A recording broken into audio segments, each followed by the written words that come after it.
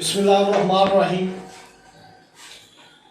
आज हम डिस्कस करने जा रहे हैं पंजाब असम्बली ने खवातीन की जायदाद के मतलब जो हकूक हैं उनके नफाज के लिए एक एक्ट पास किया है 2021।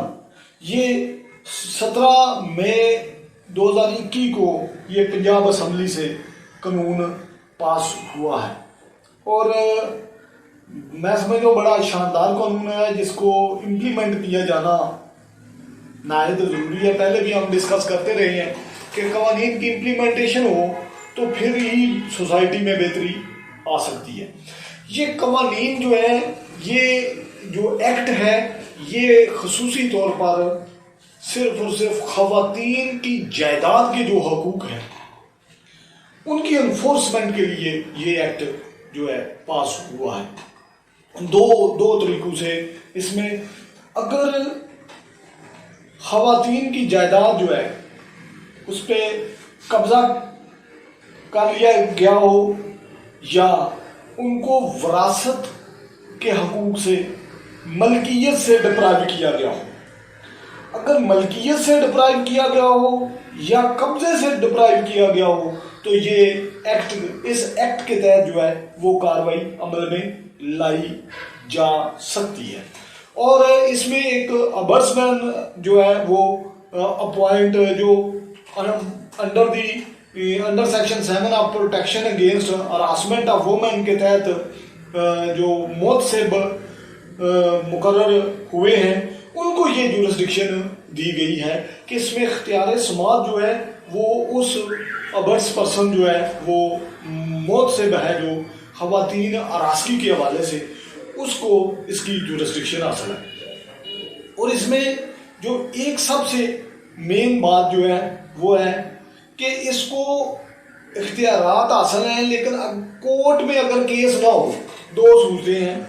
अगर कोर्ट में केस हो तो ये अबर्स पर्सन जो है मौत से ये क्या कार्रवाई करेगा, और अगर कोर्ट में केस पेंडिंग ना हो तो उसको किस तरह प्रोसीड ऑन करेगा। ये तीन तरीकों से जो है वो मोशन में लाया जा सकता है कानून को। एक तो मौत से खुद भी उसके नॉलेज में आए तो खुद भी एक्शन ले सकता है। नंबर 2, जो अग्रीव्ड वुमेन होगी वो अगर कार्रवाई के लिए एप्लीकेशन कंप्लेंट फाइल करती है तो ये मौत से कार्रवाई करेगा। नंबर 3, कोई एनजीओ जो है वो भी अगर इनिशिएट करवाना चाहती है कोई कार्रवाई, उसके पास भी सफिशिएंट प्रूफ मौजूद है तो वो भी मौत से को कंप्लेंट फाइल कर सकते हैं। ये इस तरह तीन लोग जो है। और कोर्ट में कि हम डिस्कस करने जा रहे हैं जब कोर्ट में केस पेंडिंग ना हो तो ये 3 लोग खवातीन को खास तौर पर कब्जे और मालकी से महरूम किया गया हो। और उसमें यह है कि बाय मीन्स ऑफ हरासमेंट, जबर, फ्रॉड और दबाव से उनको अगर डिप्राइव किया गया है तो उस सूरत हाल में ये कंप्लेंट जो है वो फाइल होगी। और अगर कोर्ट में केस नहीं तो डीसी साहब को जो है वो डिप्टी कमिश्नर जो है जिला के, उनको ये मौत से साहब जो है ये 15 दिन के अंदर अंदर उसकी रिपोर्ट जो है वो मंगवाएंगे। और रिपोर्ट पर फर्दर जो है 2 वे हैं। एक तो पोजेशन को बहाल करने और ओनरशिप को ट्रांसफर करने के हवाले से डिप्टी कमिश्नर को भी ऑर्डर देंगे और मुतलका पुलिस स्टेशन को भी इस पर इम्प्लीमेंटेशन के लिए कह सकते हैं। और with in 7 days deputy commissioner इसकी जो तमील, उस हुक्म की तमील की जो है वो रिपोर्ट विद इन 7 डेज करेंगे। और जो मौसम है वो 60 दिन के अंदर उसकी जो है वो उसको डिस्पोज ऑफ करेंगे। ये है अगर अदालत में कोई केस ना चल रहा हो, अदालत में रेफरेंस भी भिजवा सकते हैं।